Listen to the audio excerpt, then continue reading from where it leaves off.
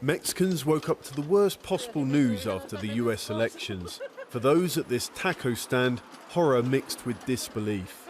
I found out really early today and I felt annoyed, angry with Trump, because if our country is bad now anyway, now he's won, things are going to be worse. After all, the new US president as a candidate said this. When Mexico sends its people, they're not sending their best. They're bringing drugs, they're bringing crime, they're rapists. His pledge to deport all undocumented migrants and build a bigger wall on the border between the two countries, with a plan to crack down on the money US-based Mexicans send their families back home till Mexican authorities agree to pay for that wall. That's infuriated but also worried Mexicans.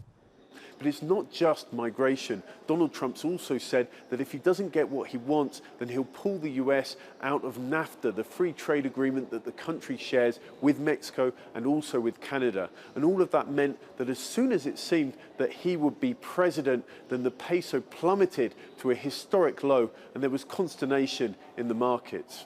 Mexico's finance minister and central bank chief came out to try and reassure investors and the markets. But if Trump follows through with his campaign policies, it won't just be Mexico that suffers, analysts say. The United States in many ways depends on Mexican trade, as well as Mexico depends on the US trade. So it's going to be interesting to see if someone tries to tell him that even though these are the ideas and the proposals by which he was elected president of the United States, this could have an enormous impact, negative impact in the United States. For now, Mexico's president, Enrique Peña Nieto, is trying to keep it cordial, saying he's ready to work with Trump, who he also controversially invited to the country as a candidate in September.